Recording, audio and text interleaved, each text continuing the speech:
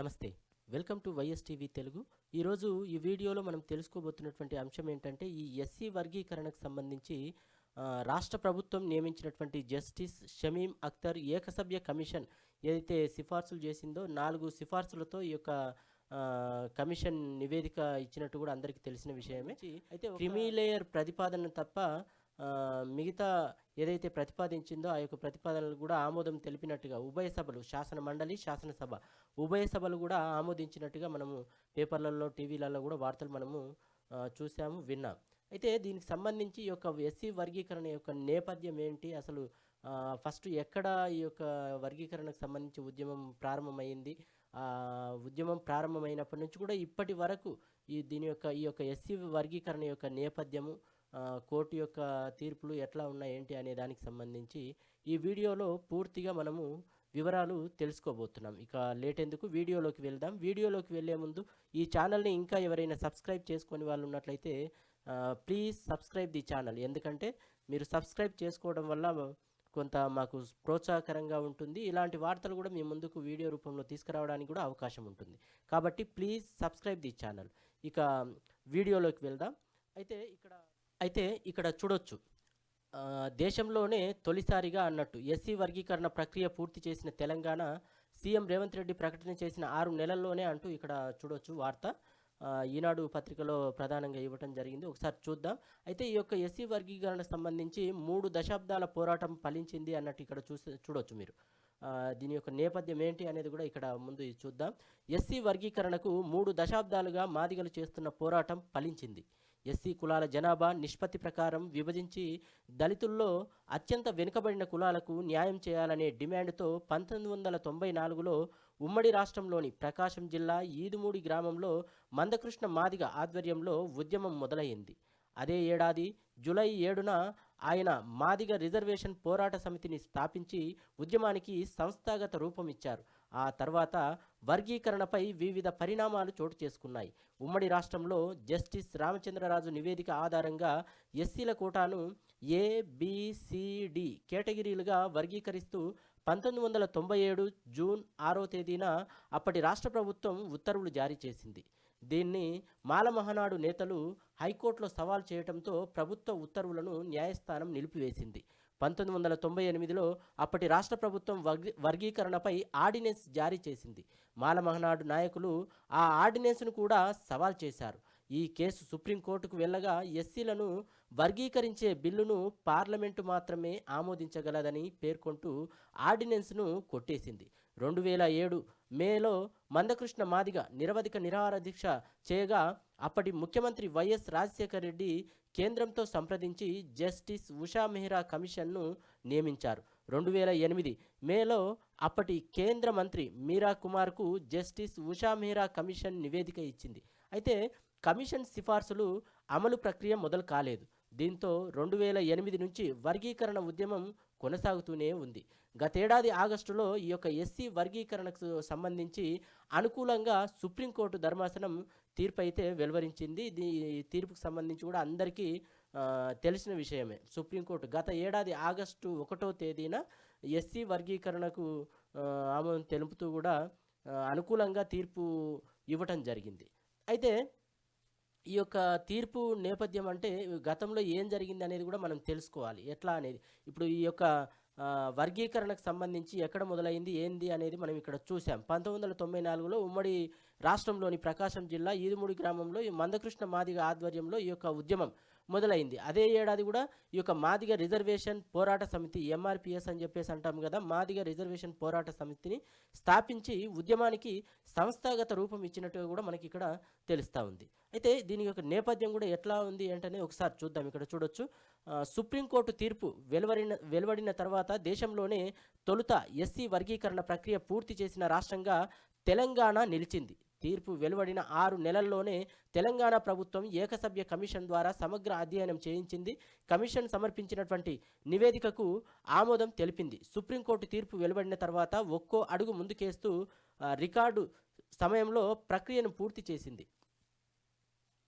ఎస్సీల్లోని కులాలు, ఉపకులాలకు సమన్యాయం జరిగేందుకు కమిషన్ చేసినటువంటి 3 సిఫారసులను ఆమోదించింది. ఒక్క క్రిమీ లేయర్ సిఫారసుకు తప్ప మిగతా 3 సిఫారసులను కూడా ఆమోదం తెలిపింది అన్నట్టుగా ఇక్కడ చూడొచ్చు. అయితే ఈ యొక్క ఈ ఏదైతే దేశంలోనే మొదటిసారిగా ఇప్పుడు ఈ యొక్క తీర్పు అనేది వెలువడిన తర్వాత సుప్రీంకోర్టు ఇక్కడ చూడొచ్చు. సుప్రీంకోర్టు ధర్మాసనం ఎస్సీ వర్గీకరణకు అనుకూలంగా గత ఏడాది తీర్పు ఇవ్వడం జరిగింది. ఆ తీర్పు జరిగిన తర్వాత దీనికంటూ ఒక ప్రత్యేక ఏకసభ్య కమిషన్ కూడా తెలంగాణ ప్రభుత్వం నియమించి సమగ్ర నివేదికను కూడా తీసుకొని ఆ యొక్క నివేదిక అనుసారం కూడా ఈ యొక్క వర్గీకరణకు నిన్న శాసనసభలో కూడా ఆమోదం తెలిపింది. ఈ ఆమోదం తెలపడంతో కూడా దేశంలోనే ఈ యొక్క ఎస్సీ వర్గీకరణ ప్రక్రియ పూర్తి చేసినటువంటి రాష్ట్రంగా తెలంగాణ నిలిచింది అని చెప్పేసి అన్నట్టుగా కూడా ఇక్కడ తెలుస్తూ ఉంది. అయితే దీనికి ఈ యొక్క ఎస్సీ వర్గీకరణ సుప్రీంకోర్టు గతంలో కూడా ఏం తీర్పిచ్చింది అనేది కూడా ఇక్కడ మొదటి నుంచి మనం చూడొచ్చు. ఇక్కడ చూడొచ్చు పంజాబ్ ప్రభుత్వం versus Davinder Singh and others కేసులో గతేడాది ఆగస్టు 1న ఎస్సీ వర్గీకరణకు అనుకూలంగా సుప్రీంకోర్టు తీర్పు వెలువరించింది. తీర్పు వెలువడిన వెంటనే శాసనసభలో సుప్రీంకోర్టు రాజ్యాంగ ధర్మాసనానికి రాష్ట్ర ప్రభుత్వం కృతజ్ఞతలు కూడా తెలిపింది. రాష్ట్రంలో అయితే ఇక్కడ చూడొచ్చు ఈ సుప్రీంకోర్టు రాజ్యాంగ ధర్మాసనానికి రాష్ట్ర ప్రభుత్వం కృతజ్ఞతలు తెలిపింది అన్నట్టు. అంటే సీఎం రేవంత్ రెడ్డి గారు అప్పుడే ఒక అనౌన్స్మెంట్ కూడా శాసనసభలో చేయడం జరిగింది. ఈ యొక్క ఎస్సీ వర్గీకరణకు సంబంధించి దేశంలోనే మొట్టమొదటగా అమలు చేసేటువంటి రాష్ట్రంగా తెలంగాణ నిలుస్తుంది అని చెప్పేసి కూడా శాసనసభలో సీఎం రేవంత్ రెడ్డి గారు అనౌన్స్ చేయడం జరిగింది అన్నట్టు. సో అదే మాదిరిగా ఇప్పుడు ఆ యొక్క అనౌన్స్మెంట్ చేసిన తర్వాత 6 నెలల్లోనే ఇప్పుడు ఈ యొక్క దానికంటూ ఒక స్పెషల్ ఏకసభ్య కమిషన్ నియమించి పూర్తి నివేదిక తెప్పించుకొని ఎస్సీ వర్గీకరణ సంబంధించి ఏదైతే ఆ కమిషన్ నివేదించిందో 4 సిఫార్సులు చేసిందో 4 సిఫార్సుల్లో 3 సిఫార్సులకు ఆమోదం తెలిపింది. ఒక క్రిమీ లేయర్ తప్ప మిగతా 3 సిఫార్సులను కూడా ఈ యొక్క ఉభయ సభలు కూడా ఆమోదం తెలిపింది. దీంతో దేశంలోనే ఈ యొక్క ఎస్సీ వర్గీకరణకు సంబంధించి మొదటగా అమలు చేసినటువంటి వర్గీకరణ ప్రక్రియను పూర్తి చేసినటువంటి మొదటి రాష్ట్రంగా తెలంగాణ నిలిచింది అన్నట్టు కూడా ఇక్కడ చెప్పొచ్చు. అయితే ఇక్కడ చూడొచ్చు ఈ యొక్క తీర్పు అనేది సుప్రీంకోర్టు వెలువరించింది. తర్వాత తీర్పు వెలువడిన వెంటనే శాసనసభలో సుప్రీంకోర్టు రాజ్యాంగ ధర్మాసనానికి రాష్ట్ర ప్రభుత్వం కృతజ్ఞతలు తెలిపింది. రాష్ట్రంలో ఎస్సీ వర్గీకరణ అమలు చేస్తామని సీఎం రేవంత్ రెడ్డి ప్రకటించారు. అదే ఇందాక మనం అనుకున్నది. దేశంలోనే అందరికంటే ముందు ఎస్సీలను ఉపకులాలుగా వర్గీకరణ చేసే బాధ్యతను తెలంగాణ ప్రభుత్వం తీసుకుంటుందని తెలిపారు. వర్గీకరణ ప్రక్రియ పూర్తయ్యే వరకు ప్రభుత్వ ఉద్యోగాల భర్తీ క్యాలెండర్ను ప్రభుత్వం తాత్కాలికంగా నిలిపేసింది అంటూ ఎస్సీలకు సమన్యాయం లభించేలా ప్రక్రియ పూర్తయ్యాకే ఈ యొక్క ఉద్యోగాల భర్తీ చేపడతామని కూడా పేర్కొంది అన్నట్టుగా కూడా మనం ఇక్కడ చూసాం. అయితే ఈ యొక్క తెలంగాణ రాష్ట్ర ప్రభుత్వం ఉద్యోగ క్యాలెండర్ ఏదైతే వేసిందో ఆ యొక్క ఉద్యోగ క్యాలెండర్ నియామకంలో భాగంగానే ఈ యొక్క ఎస్సీ వర్గీకరణ సంబంధించి ఎస్సీలకు సమన్యాయం లభించాలనంటే ఈ యొక్క ఎస్సీ వర్గీకరణ ప్రక్రియ పూర్తి అయిన తర్వాతనే ఈ యొక్క ఉద్యోగ క్యాలెండర్కి సంబంధించి ఉద్యోగాల భర్తీ చేపడతామని కూడా పేర్కొనడం జరిగిందన్నట్టు. సో అదేవిధంగా ఈ యొక్క సుప్రీంకోర్టు మంత్రివర్గ ఉపసంఘం కూడా ఏర్పాటు చేసింది. దీని మీద సుప్రీంకోర్టు తీర్పును అధ్యయనం చేయడంతో పాటు వివిధ అంశాలను పరిశీలించి అవసరమైనటువంటి సిఫార్సులు చేసేందుకు ఉత్తమ్ కుమార్ రెడ్డి నేతృత్వంలో మంత్రివర్గ ఉపసంఘాన్ని 2024 సెప్టెంబర్ 12న ముఖ్యమంత్రి ఏర్పాటు చేశారు. ఈ కమిటీలో సభ్యులుగా మంత్రులు దామోదర రాజనరసింహ, శ్రీధర్ బాబు, పొన్నం ప్రభాకర్, సీతక్క, ఎంపీ మల్లు రవి ఉన్నారు.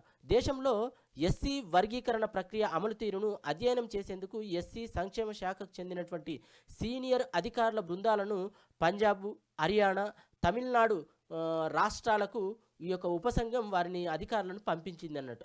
ఆయా రాష్ట్రాల్లో ఈ యొక్క ఎస్సీ వర్గీకరణ ఎట్లా అమలవుతుంది, ఏంటి విధి విధానాలు ఏంటి అధ్యయనం చేయడానికి ఈ యొక్క అధికారులను అయితే ఆయా రాష్ట్రాలకు పంపించడం జరిగింది. అయితే సుప్రీంకోర్టు తీర్పు అమలు చేసేందుకు విధి విధానాలపై న్యాయశాఖ కార్యదర్శి అడ్వకేట్ జనరల్ నుంచి న్యాయ సలహాలు స్వీకరించింది.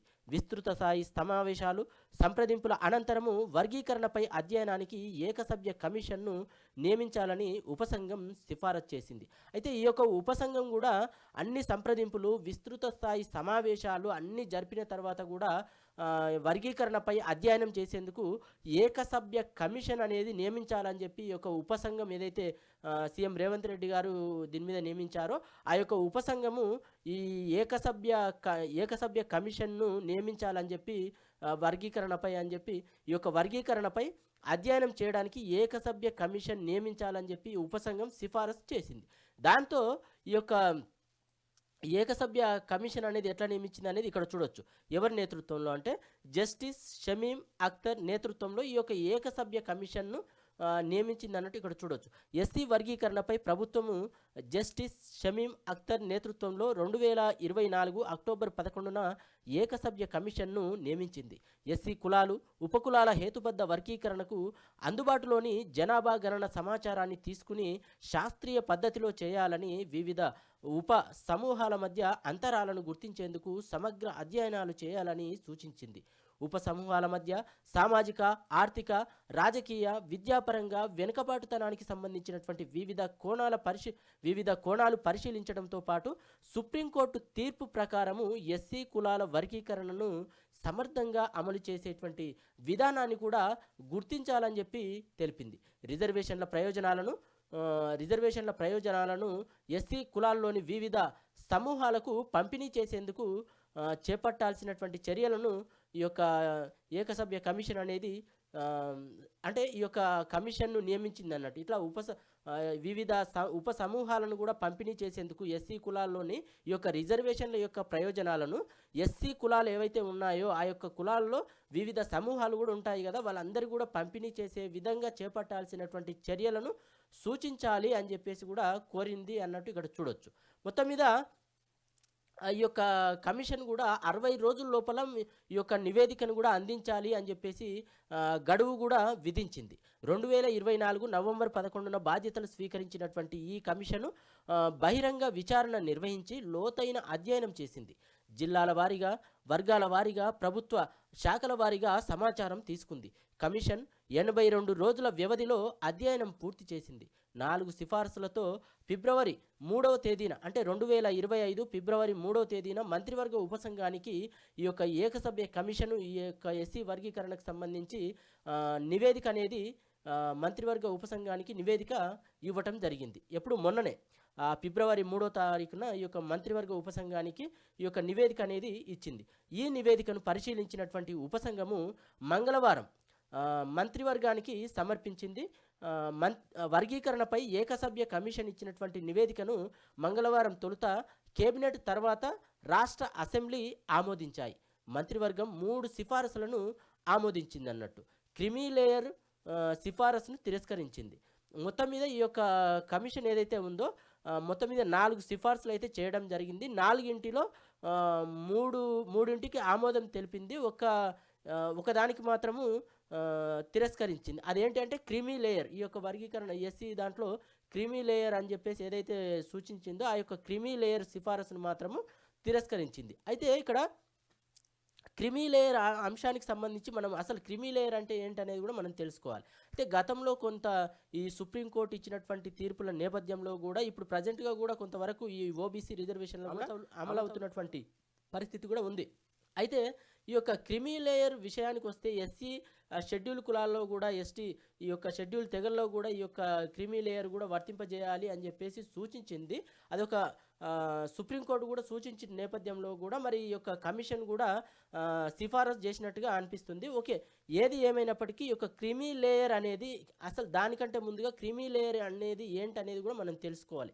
అయితే ఒక వర్గంలో ఒక స్థాయిలో ఒకరికి రిజర్వేషను అనేది ఒక ఉన్నత స్థాయిలో ఒక అధికారి ఉన్నప్పుడు ఆ యొక్క కుటుంబంలో ఆ యొక్క అధికారి పిల్లలకు ఎవరికైతే ఈ యొక్క రిజర్వేషన్ అనేది వర్తింప చేయొద్దు అని చెప్పేసి చెప్పడమే క్రిమీ లేయర్ ఉంది అని చెప్పేసి అనడం.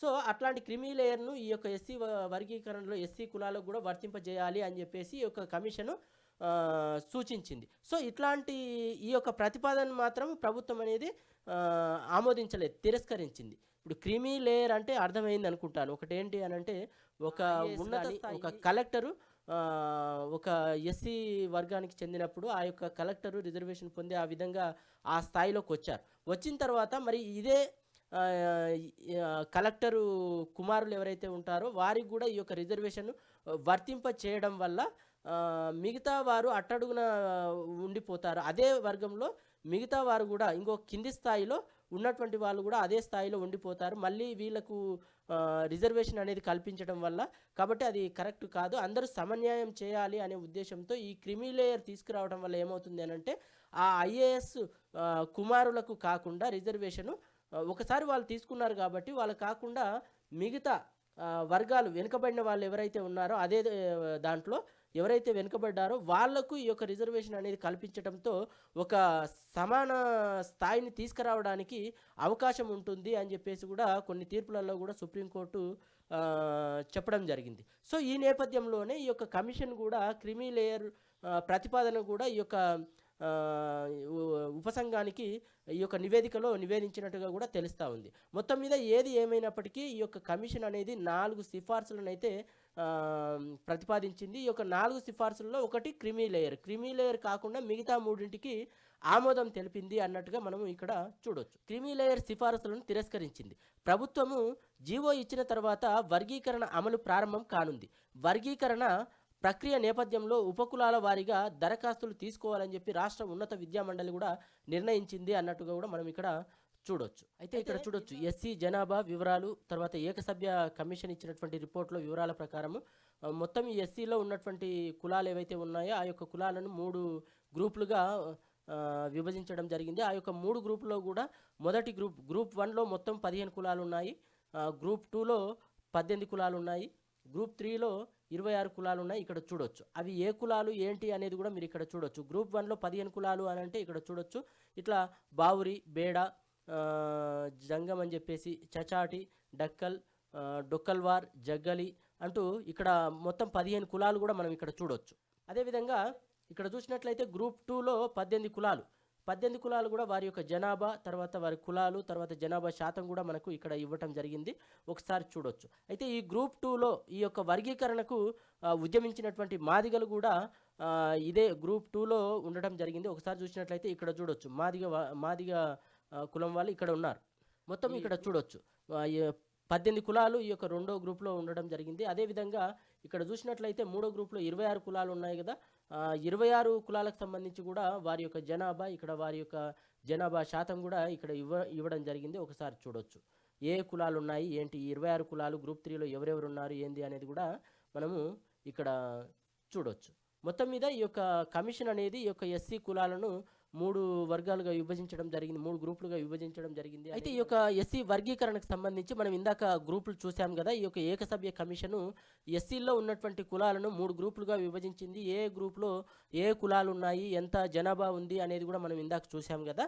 అయితే ప్రధానంగా ఇక్కడికి వద్దాం. ఇక్కడ చూసినట్లయితే వార్తలో ప్రధాన వార్త చూసినట్లయితే ఎస్సీ వర్గీకరణకు సై 3 గ్రూపులుగా 59 కులాలు, మాదిగలున్న గ్రూప్ 2లోని కులాలకు 9% రిజర్వేషన్లు, మాలలు ఎక్కువగా ఉన్న గ్రూప్ 3లోని కులాలకు 5% రిజర్వేషను, అత్యంత వెనుకబడిన 15 కులాలకు 1% రిజర్వేషను అని చెప్పేసి ఇక్కడ చూడొచ్చు.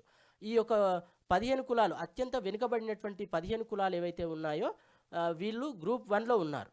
గ్రూప్ 2లో ఎవరున్నారంటే మాదిగలు ఉన్నటువంటి 18 కులాలు ఉన్నాయి కదా, వాళ్ళకు 9% రిజర్వేషన్లు.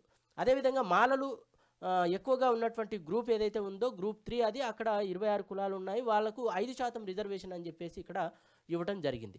ఈ యొక్క ఏకసభ్య కమిషన్ కూడా 4 సిఫార్సులతో జస్టిస్ షమీం అఖ్తర్ నివేదిక, క్రిమీ లేయర్ ప్రతిపాదనను తిరస్కరించినటువంటి ప్రభుత్వం, నివేదికను ఆమోదించినటువంటి ఉభయ సభలు శాసన మండలి, శాసనసభ కూడా ఆమోదించాయన్నట్టుగా ఇక్కడ చూడొచ్చు. అయితే రాష్ట్రంలో ఎస్సీ వర్గీకరణ అమలుకు ఉభయ సభలు పచ్చజెండా ఊపాయి. సుప్రీంకోర్టు తీర్పు అనంతరం ఎస్సీ వర్గీకరణపై రాష్ట్ర ప్రభుత్వం నియమించినటువంటి జస్టిస్ షమీం అఖ్తర్ ఏకసభ్య కమిషన్ 4 సిఫార్సులు చేసింది. వాటిలో రాష్ట్రంలోని మొత్తం 59 ఎస్సీ కులాలు ఏవైతే ఉన్నాయో ఆ యొక్క ఎస్సీ కులాలను మొత్తం 4 సిఫార్సులు చేసింది. 4 సిఫార్సులు ఏంది అనేది ఒకసారి ఇక్కడ చూసినట్లయితే ఎస్సీలో ఉన్నటువంటి 59 కులాలు ఉన్నాయి కదా, ఈ యొక్క 59 కులాలను 3 గ్రూపులుగా వర్గీకరించడం అనేది ఒకటి. అదేవిధంగా రెండోది ఏంటంటే ఉద్యోగాల భర్తీ విధానం అనేది 2. అదేవిధంగా మూడోది ఏంటంటే రోస్టర్ పాయింట్ల విభజన అనేది మూడో సిఫార్సు. 4వది ఏంటంటే క్రిమీ లేయర్ సిఫార్సు. అయితే మొదటి 3 సిఫార్సులు ఏవైతే ఉన్నాయో గ్రూపులుగా వర్గీకరించడం, 59 కులాలను 3 గ్రూపులుగా వర్గీకరించడం ఒకటి, తర్వాత ఉద్యోగాల భర్తీ విధానం 2, తర్వాత 3 రోస్టర్ పాయింట్ల విభజన అనేది 3. ఈ 3 ప్రతిపాదనలకు కూడా ఆమోదం సర్కార్ తెలిపినట్టుగా ఇక్కడ చూడొచ్చు. కానీ ఒక క్రిమీ లేయర్ సిఫార్సును తిరస్కరించింది అన్నట్టు కూడా ఇక్కడ చూడొచ్చు. ఇక్కడ చూసినట్లయితే మంత్రిమండలి ఆమోదించిన అనంతరం సంబంధిత నివేదికను మంగళవారము శాసనసభ శాసన మండలిలో ప్రవేశపెట్టింది. 2 చోట్ల నివేదికకు ఆమోదం లభించింది. దీంతో దాదాపు 3 దశాబ్దాలుగా వర్గీకరణ కోసం ఎదురు చూస్తున్న వారికి లబ్ధి చేకూరనుంది అంటూ ఇక్కడ వార్తలు చూడొచ్చు. జస్టిస్ షమీం అఖ్తర్ కమిషన్ సామాజిక, ఆర్థిక, విద్య, ఉద్యోగాలు, రాజకీయాల్లో ప్రాతినిధ్యం ఆధారంగా అత్యంత వెనుకబడిన కులాలకు గ్రూప్ 1లో మధ్యస్థ లబ్ధి పొందిన కులాలను గ్రూప్ 2లో మెరుగైన ప్రయోజనాలు పొందినటువంటి కులాలను గ్రూప్ 3లో చేర్చిందంట. అంటే ఈ యొక్క 59 ఎస్సీల్లో 59 కులాలు ఉన్నాయి కదా, ఆ యొక్క ప్రాతిపదిక ఎట్లా తీసుకుంది అని చెప్పేసి అనంటే ఈ యొక్క కమిషను సామాజికంగా, ఆర్థికంగా, విద్యాపరంగా, ఉద్యోగాల పరంగా, రాజకీయాల పరంగా ఏదైతే ప్రాతినిధ్యం ఏదైతే ఉందో వారి యొక్క ప్రాతినిధ్యము వాటి యొక్క ఆధారంగానే ఈ యొక్క అత్యంత వెనుకబడినటువంటి కులాలనేమో గ్రూప్ 1లో తీసుకోవడం జరిగింది. అదేవిధంగా మధ్యస్థంగా లబ్ధి పొందినటువంటి కులాలనేమో గ్రూప్ 2లో తీసుకోవడం జరిగింది.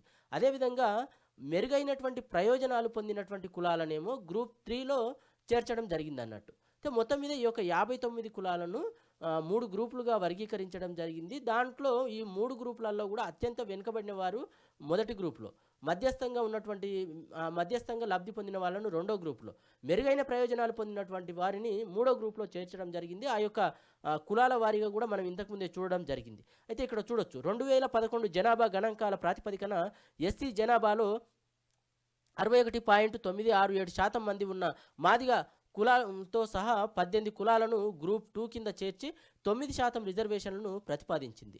29.26% మంది ఉన్నటువంటి మాల అయ్యవార్ కులంతో సహా 26 కులాలను గ్రూప్ 3లో చేర్చి 5% రిజర్వేషన్లను, ఇక 3.28 మంది ఉన్నటువంటి 15 కులాలను గ్రూప్ 1లో చేర్చి వీళ్ళు వెనుకబడినటువంటి వాళ్ళు, అత్యంత వెనుకబడినటువంటి వాళ్ళు ఈ ఎస్సీ వాళ్ళలో.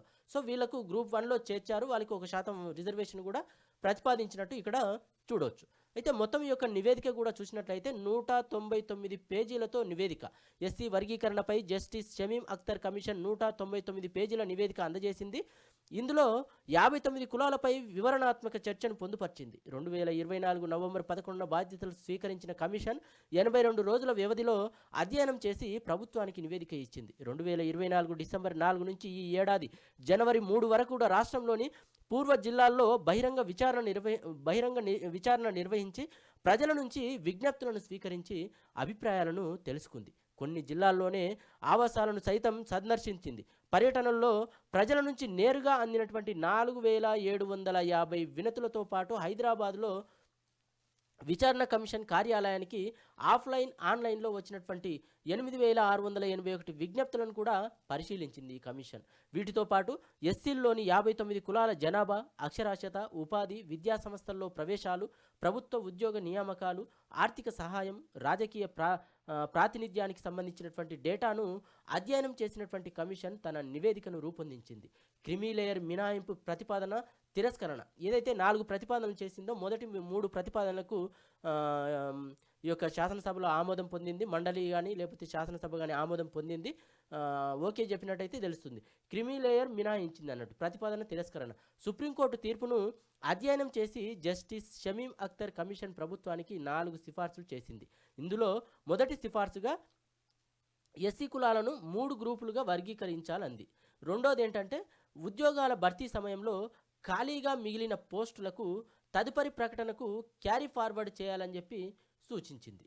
అంటే మూడో దిశగా ఎస్సీ కులాలకు రోస్టర్ పాయింట్ల ఖరారును ప్రతిపాదించింది. 4వదిగా ఎస్సీ రిజర్వేషన్లో క్రీమీ లేయర్ను ప్రవేశపెట్టాలని చెప్పేసి అంది అన్నట్టు. అయితే ఇక్కడ చూసినట్లయితే మొదటిదేమో ఎస్సీల్లో ఉన్నటువంటి, ఇందాకనే మనం చెప్పుకున్నాం కదా, ఎస్సీల్లో ఉన్నటువంటి 59 కులాలను 3 గ్రూపులుగా వర్గీకరించాలి అనేది మొదటిది సిఫార్సు. రెండో సిఫార్సు ఏంటి అని అంటే ఈ యొక్క ఉద్యోగాల భర్తీ సమయంలో ఖాళీగా మిగిలిపోతాయి కదా పోస్టులు, అట్లాంటి పోస్టులను తదుపరి ప్రకటన అంటే ఉద్యోగాల ప్రకటన వస్తుంది కదా, ఆ యొక్క తదుపరి ప్రకటనకు ఈ యొక్క మిగిలిపోయినటువంటి పోస్టులు కూడా క్యారీ ఫార్వర్డ్ చేయాలని చెప్పేసి కూడా ఈ యొక్క కమిషన్ సూచించింది.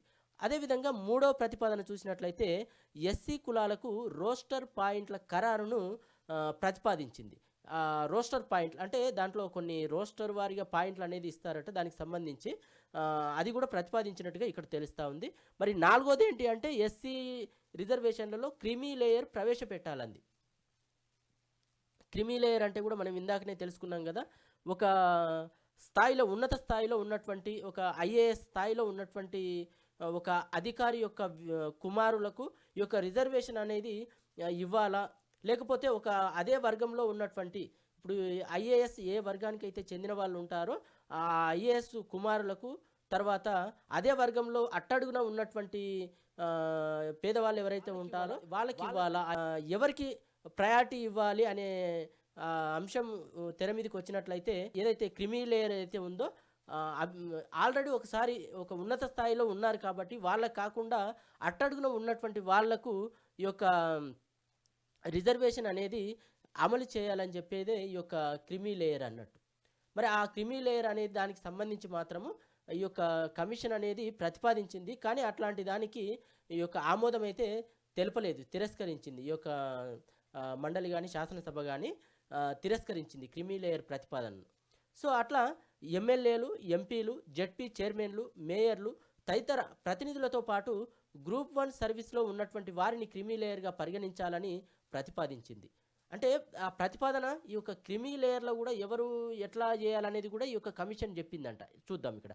ఎమ్మెల్యేలు, ఎంపీలు, జెడ్పీ చైర్మన్లు, మేయర్లు తదితర ప్రతినిధులతో పాటు గ్రూప్ 1 సర్వీస్లో ఉన్నటువంటి వారిని క్రిమీ లేయర్గా పరిగణించాలి. వీళ్లకు ఈ యొక్క క్రిమీ లేయర్ వర్తించినట్లయితే వీళ్ళు కాకుండా మిగతా ఇదే వర్గంలో ఉన్నటువంటి మిగతా వారికి అవకాశం దక్కేందుకు అవకాశం ఉంటుంది. ఆ అట్టడుగున ఉన్నటువంటి వాళ్ళు కూడా ఒక సమాన స్థాయికి తీసుకురావడానికి అవకాశం ఉంటుంది. అందరికీ సమానం, రాజ్యాంగం ఏదైతే చెప్తుందో అందరూ సమానమే, అందరూ సమానంగా ఉండాలనే ఏదైతే ఉందో ప్రాతిపదిక, అట్లా చేయడానికి ఈ యొక్క క్రిమీ లేయర్ను పరిగణించాలని చెప్పేసి కూడా ప్రతిపాదించింది. కానీ ఈ యొక్క ప్రతిపాదనను ప్రభుత్వం అనేది తిరస్కరించింది అన్నట్టుగా కూడా ఇక్కడ మనం చూడవచ్చు. ఈ యొక్క వ్యక్తుల రెండో తరం రిజర్వేషన్ల ప్రయోజనాన్ని పొందకుండా మినహాయించేలా రాష్ట్ర ప్రభుత్వం తగిన చర్యలు తీసుకోవాలని చెప్పేసి కూడా సూచించింది. అంటే ఒకసారి ప్రయోజనం పొందిన తర్వాత రెండో తరం ఏదైతే ఉంటుందో ఆ రెండో తరంలో రిజర్వేషన్ల ప్రయోజనాన్ని పొందకుండా మినహాయించాలి అని చెప్పడమే ఈ యొక్క క్రిమీ లేయర్ ప్రతిపాదించినట్టుగా కూడా రాష్ట్ర ప్రభుత్వానికి సూచించినట్టు ఇక్కడ తెలుస్తూ ఉంది. అంటే ఒకసారి ఈ యొక్క రిజర్వేషను అది విద్యాపరంగా కానీ ఎట్లయితే ఉంది, ఒకసారి పొందిన తర్వాత ఆ వర్గానికి కాకుండా మిగతా అట్టడుగున రిజర్వేషన్ పొందనటువంటి వాళ్లకు అవకాశం కల్పిస్తే వాళ్ళను కూడా సమాన స్థాయికి అంటే ఉన్నత స్థాయికి తీసుకురావడానికి అవకాశం ఉంటుంది అని చెప్పేసి ఈ యొక్క ప్రతిపాదన కూడా ప్రభుత్వానికి చేసినట్టుగా తెలుస్తూ ఉంది అన్నట్టు. మీకు క్రిమినల్ లేయర్కి సంబంధించి ఒకసారి ఇక్కడ చూడొచ్చు. ఎమ్మెల్యేలు, ఎంపీలు, జెడ్పీ చైర్మన్లు, మేయర్లు తదితర ప్రజాప్రతినిధులతో పాటు గ్రూప్ 1 సర్వీస్ అంటే గ్రూప్ 1 స్థాయి అధికారులు ఉంటారు కదా, అట్లా ఆ స్థాయిలో ఉన్నటువంటి వారిని ఈ యొక్క క్రిమీ లేయర్గా పరిగణించాలి అని చెప్పి ప్రతిపాదించింది. ఈ వ్యక్తుల రెండో తరం రిజర్వేషన్ల ప్రయోజనాన్ని పొందకుండా మినహాయించాలి అని చెప్పేసి సూచించింది. సో కానీ ప్రభుత్వం మాత్రం ఈ యొక్క 4వ సిఫార్సుగా ఉన్నటువంటి క్రిమీ లేయర్ ప్రతిపాదన మాత్రం తిరస్కరించింది అని చెప్పేసి మనము ఇక్కడ చూడవచ్చు. ఏది ఏమైనప్పటికీ ఈ యొక్క ఎస్సీ వర్గీకరణ పై సుప్రీంకోర్టు ఇచ్చినటువంటి తీర్పు మేరకు ప్రభుత్వం నియమించినటువంటి ఉపసంఘము ఆ తర్వాత దీని మీద ఏకసభ్య కమిషన్ ఏదైతే నియమించారో పూర్తిగా ఏకసభ్య కమిషన్ కూడా 4 సిఫార్సులు అయితే చేసింది, నివేదిక సమర్పించింది. ఆ యొక్క నివేదికలో ఈ యొక్క 4 సిఫార్సుల్లో భాగంగా 3 సిఫార్సులకు ఆమోదం తెలుపుతూ ఒక క్రిమీ లేయర్ సిఫార్సు ఏదైతుందో ఆ క్రిమీ లేయర్ సిఫార్సును మాత్రం తిరస్కరించినట్టుగా మాత్రం మనకు ఇక్కడ ఈ వార్త ద్వారా మనకు తెలుస్తుంది అన్నట్టు. మొత్తం మీద ఈ యొక్క ఎస్సీ రిజర్వేషన్కి సంబంధించి దేశంలోనే మొట్టమొదటిసారిగా ఈ యొక్క వర్గీకరణ కార్యక్రమాన్ని పూర్తి చేసింది అని చెప్పేసి కూడా ఇందాకనే మనం చూసాం కదా. అంటే ఈ యొక్క వర్గీకరణకు సంబంధించి కూడా అసెంబ్లీలోనే సీఎం రేవంత్ రెడ్డి గారు మొదట అమలు చేసేది మేమే అని చెప్పేసి కూడా ప్రకటన చేయడం జరిగింది అన్నట్టు. మీరు అందరూ కూడా ఈ యొక్క విషయం కూడా మీ అందరూ కూడా తెలుసు. కాబట్టి ఈ యొక్క ఎస్సీ వర్గీకరణకు సంబంధించి పూర్తి నేపథ్యం ఎట్లా వచ్చింది, ఈ యొక్క పోరాటం ఎస్సీ వర్గీకరణ పోరాటము, ఈ యొక్క వర్గీకరణ చేయాలా లేదా అనే అంశంపై కూడా వివిధ కమిషన్లు కానీ లేకపోతే కోర్టు గాను తీర్పులు ఎట్లా ఉన్నాయి ఏంటి అనేది కూడా మనము ఈ వీడియోలో పూర్తిగా తెలుసుకున్నాం. సో కొంత సమాచారాన్ని అయితే కొంత సమాచారాన్ని ఇచ్చానని చెప్పేసి నేను భావిస్తున్నాను. మరి ఈ యొక్క వీడియో మీకేమనిపించింది అనేది కూడా మీరు కామెంట్ చేయొచ్చు. ఈ వీడియో నచ్చితే లైక్ చేయండి, షేర్ చేయండి. Please subscribe the channel. మరో వీడియోతో మీ ముందుంటాను. థ్యాంక్ యూ, ధన్యవాదాలు.